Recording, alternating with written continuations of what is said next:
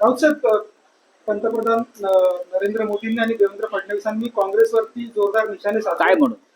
मोदी म्हणतात की काँग्रेस देशात भीतीचं वातावरण निर्माण करते आणि फडणवीस म्हणतात की जगात संघर्ष थांबवण्याची क्षमता ही मोदींमध्ये आहे, असं अमेरिकेचे नेते म्हणतात. त्यामुळे काँग्रेसने बदनामी करणं थांबवावं. मुळात नरेंद्र मोदींनी देशाची बदनामी करणं थांबवायला पाहिजे आणि महाराष्ट्राचे सन्माननीय मुख्यमंत्री देवेंद्र फडणवीस यांनी अशा बदनामी करणाऱ्या पंतप्रधानांचं समर्थन करू नये. गेल्या काही काळात हिंदुस्थानला जी मानहानी पत्करावी लागली आहे त्याला सर्वस्वी जबाबदार हे नरेंद्र मोदी आहेत, हे देवेंद्र फडणवीसजी यांनाही कळत आहे. संघर्ष थांबवण्याची क्षमता जर नरेंद्र मोदी यांच्याकडे असती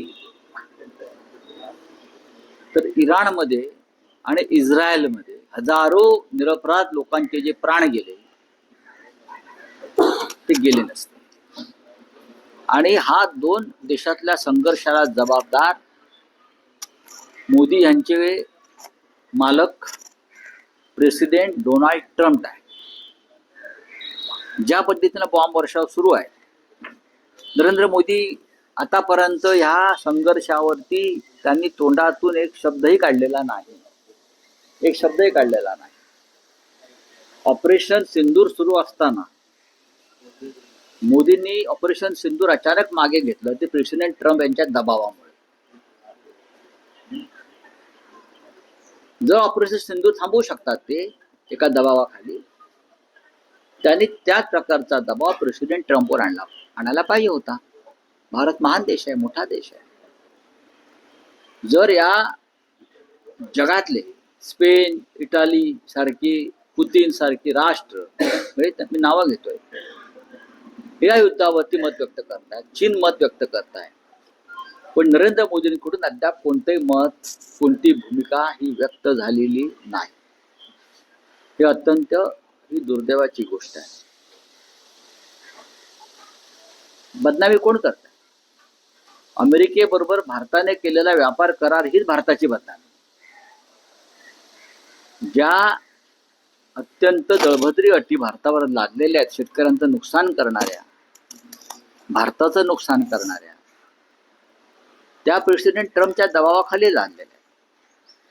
प्रेसिडेंट ट्रम्प आम्हाला सांगतोय आम्ही कोणाकडून तेल खरेदी करायचं, रशियाकडून करायचं की अन्य कोणाकडून करायचं, परमिशन आम्हाला भारताच्या प्रधानमंत्र्यांना प्रेसिडेंट ट्रम्प देतोय. याला काय म्हणायचं? याला सन्मान म्हणायचा का बदनामी म्हणायची? सांगा. महाराष्ट्राच्या बाबतीत सुद्धा वेगळं काय घडतं असं मला वाटत नाही, पण महाराष्ट्राच्या प्रतिष्ठेसाठी आम्ही काही बोलत नाही. जर हे म्हणतायत की काँग्रेस बदनाम करताय, मग या राज्याची, देशाची प्रतिष्ठा शिखरावर पोचावी म्हणून मोदीने काय केलं? तुम्ही खोटं बोलताय. आजही पहा, देशभरामध्ये एलपीजी गॅससाठी रांगा लागलेल्या आहेत आणि तुम्ही म्हणताय सगळं आलबेल. शिर्डीतल्या साई संस्थान शिर्डीमध्ये प्रसादाचे 2 लाडू देत होते, आता एकच लाडू देतात. का इंधन नाही, गॅस नाही, हे तरी मान्य करा. देवासमोर तरी खोटं बोलू नका. जे जेवण तिकडे भक्तांना देत होते त्याच्यामध्ये 2 चपात्या निवडली, आता 1 चपाती देत आहे. बरोबर ना? मी सांगतोय ते. का इंधन नाही, गॅस नाही? अरे देवासमोर तरी खोटं बोलू नका, सगळं ठीक चाललंय म्हणून. हे जवळजवळ हे हिंदुत्ववादाने मी सांगू इच्छितो, या देशातल्या सर्व देवस्थानामध्ये सध्या हीच परिस्थिती आहे. मुंबईतली 40% रेस्टॉरंट बंद झालेली आहेत आणि हजारो लोकांचा रोजगार गेलेला आहे. ही कोणाची बदनामी आहे? महाराष्ट्राची बदनामी आहे. ही राज्याच्या मुख्यमंत्र्यांची बदनामी आहे. ही हिंदुस्थानच्या प्रधानमंत्र्यांची बदनामी आहे. हे जर कोणाला कळत नसेल तर त्यांच्या समोर डोकं फोडून का उपयोग? चला. चुन चुन के हिसाब लिया जाएगा, एक एक करून सर्वांना जबाबदार धरले जाईल. असं देखील म्हणतात आणि आव्हान देखील देशाच्या बदनामीबद्दल ज्या दिवशी ते सत्ता बदल होईल त्या दिवशी नरेंद्र मोदींना जबाबदार धरलं जाईल. या देशाची जी वाताहत झालेली आहे, या देशाची जी मानहानी झालेली आहे, या देशाची जी लूट झालेली आहे, त्याबद्दल नरेंद्र मोदी आणि त्यांच्या सहकाऱ्यांना जबाबदार धरलं जाईल हे सुद्धा मी सांगू शकतो. आवडतं राजकारण निवडणुका आल्या की अशा प्रकारची भाषणं करणं हा मोदींचा छंद आहे. पण देशातल्या सामाजिक घडामोडींवर, देशातल्या अस्थिरतेवर, देशाच्या महागाईवर आणि जगातल्या संघर्षावर मोदी बोलत नाहीत. ते तामिळनाडू निवडणुका, केरळच्या निवडणुका, आसामच्या निवडणुका आणि पश्चिम बंगालच्या निवडणुकांवर लक्ष देत आहेत. हे प्रधानमंत्री आहेत की भारतीय जनता पक्षाचे प्रधानमंत्री आहेत, देशाचे नाही आहेत. रावसाहेब, इराणने हॉर्मुझच्या सामुद्रधुनीतून भारतीय जहाजांना जायला परवानगी दिली आहे, कशी पाहता येईल? हे असं मी आता वाचलं एका वृत्तपत्रामध्ये की ही जी जहाजं आहेत गॅस घेऊन निघाली, 22 जहाज आहेत LPG. ही म्हणे आधी गुजरातला जाणार आहेत. गुजरातला माल उतरवला जाणार आहे. मग गुजरातला माल उतरला, राहिलेला माल देशाला देणार आहे. हे मी आजच्या वृत्तपत्रात वाचलं. हे माझं मत नाही. जर देवेंद्रजींना वाटत असेल की बदनामी आहे तर त्यांनी आजची सर्व वृत्तपत्र वाचावी. रावसाहेब, सोनम वांगचुक यांना 6 महिन्यानंतर तब्बल नजरकैदेतनं मुक्त केले, तर रासुका कायद्याअंतर्गत त्यांच्यावर 2025 साली वांगचुक यांचं आम्ही अभिनंदन करतो. शेवटी सरकारनं त्यांना बेकायदेशीररित्या राष्ट्रीय सुरक्षा कायद्याखाली अटक केली होती. ज्या शिक्षण तज्ज्ञाला जागतिक मान्यता मिळाली, ज्याला तुम्ही पद्मश्री पुरस्कारानं सन्मानित केलं, ज्याने निर्माण केलेलं शिक्षणातलं मॉडेल जगानं मान्य केलं, अशा व्यक्तीनं लडाख संदर्भात सरकारनं दिलेली आश्वासनं आणि वचनं पूर्ण करावी असं आवाहन केलं आणि त्यातून लोकांनी आंदोलन केलं, तर तो राष्ट्रद्रोही. कालपर्यंत वांगचुक तुमचा लाडका होता. मन की बात मध्ये एकदा खास वांगचुक यांच्यावरती मन की बात केली होती, नरेंद्र मोदींनी केली होती ना. पण जेव्हा तो सरकारला आरसा दाखवायला लागला तेव्हा तो भारतीय जनता पक्षाच्या दृष्टीने राष्ट्रद्रोही ठरला. पण देशातले एकदाच सगळे गुंड आणि राष्ट्रद्रोही तुम्ही तुमच्या पक्षात घेऊन शुद्ध केलेले आहेत. रावसाहेब, केंद्र सरकारने लाल दिव्यांवरती बंदी घातलेली असताना देखील मुंबईच्या महापौरांचे लाल आणि निळ्या दिव्यांची गाडी अतिशय चर्चेत येते. ही संस्कृती चालू झाली का पूर्ण आता? नाही, आता असं आहे की त्याच्यावरती महाराष्ट्राच्या मुख्यमंत्र्यांनीच बोलावं लागेल ना. आता मी कसं काय बोलणार? त्या मुंबईच्या महापौर आहेत, प्रथम नागरिक आहेत. त्यांचं स्वप्न असेल लाल दिव्यातून फिरण्याचं. प्रत्येकाचं स्वप्न असतं लाल दिव्यातून फिरण्याचं. पण या देशामध्ये फक्त एकच व्यक्ती लाल दिव्याच्या गाडीतून फिरते, ते म्हणजे नरेंद्र मोदी. तर पाहायला गेलं तर पुरवठ्यासाठी आता हिंदू स्टॉल लावावे. नितीश राणेंचं म्हणणं इतरांचे स्टॉल काढून टाकणार, मी मंत्रालयात बसलोय असं थेट धमकीबद्दल त्यांनी सांगितलं. त्यांनी नेपाळ हे हिंदू राष्ट्र आहे असं आम्ही मानतो. तिकडे जाऊन राजकारण केलं तर त्यांना फार यश मिळेल. भारत देश हा संविधानानुसार चालेल. या भारतामध्ये हिंदू बहुसंख्य आहे आणि बहुसंख्य हिंदूंच्या अधिकार आणि हक्कांचं रक्षण करणं गरजेचं ही बाळासाहेब ठाकरेंची भूमिका आहे. पण संविधानानुसार या देशामध्ये सगळ्यांना या राष्ट्रावर प्रेम करण्याचा आणि हे राष्ट्र आपलं मानून राष्ट्राचा विकास करण्याचा अधिकार आहे. अशा प्रकारे जर कोणी सांगत असेल, बोलत असेल, तर त्याच्यावरती महाराष्ट्राच्या मुख्यमंत्र्यांचं काय म्हणणं आहे ते त्यांच्या कॅबिनेटमध्ये आहे. राज्यपालांचं काय म्हणणं आहे आणि राष्ट्रपतीचं काय म्हणणं आहे आणि देशाच्या सर्वोच्च न्यायालयाचं ह्याच्यावरती काय म्हणणं आहे हे एकदा कळावं आम्हाला.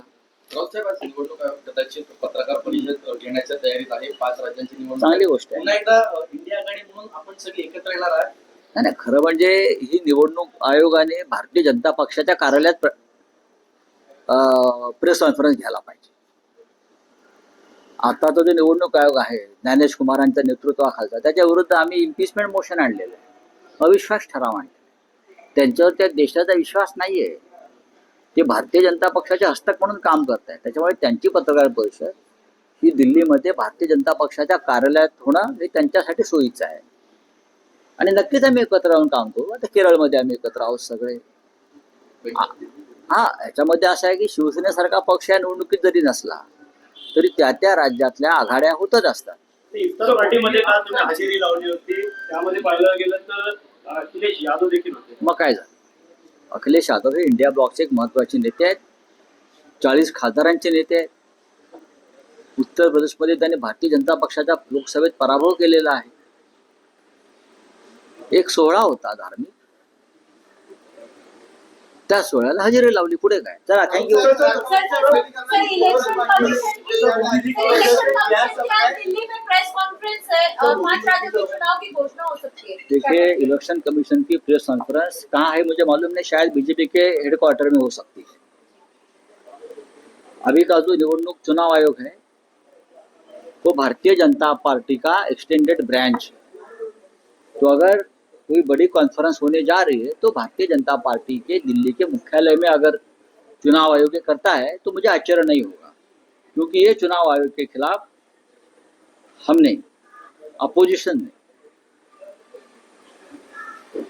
जो विश्वास मत ठराव लाया है, हमारे विश्वास नहीं है इनके ऊपर. ये भारतीय जनता पार्टी के लिए काम करने वाले लोग, तो उनकी प्रेस कॉन्फ्रेंस, उनके विचार, उनसे हम कभी सहमत नहीं है.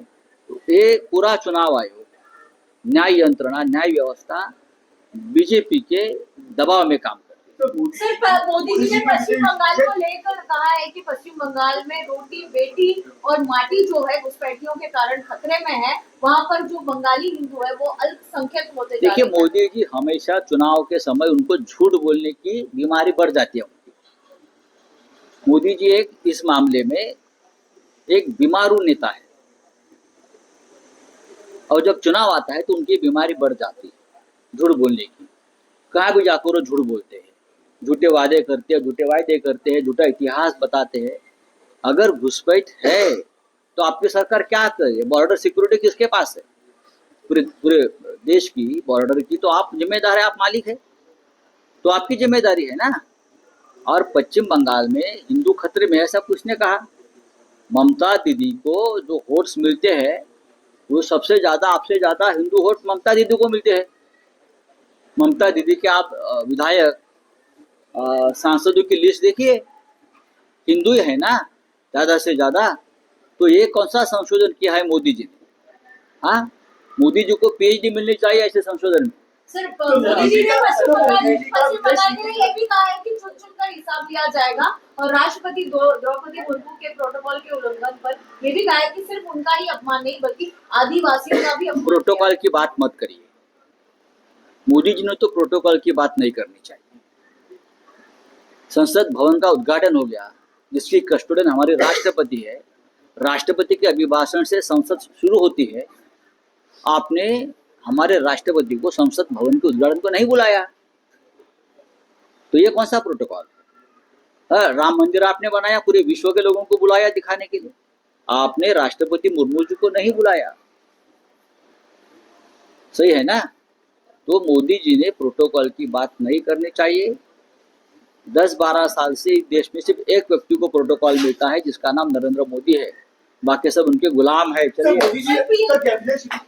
या बातमीसोबतच राजकीय आढावामध्ये इथेच थांबतोय. अशाच महत्त्वाच्या बातम्यांसाठी पाहत राहा न्यूज मराठी 24/7. नवा भारत, नवा विचार.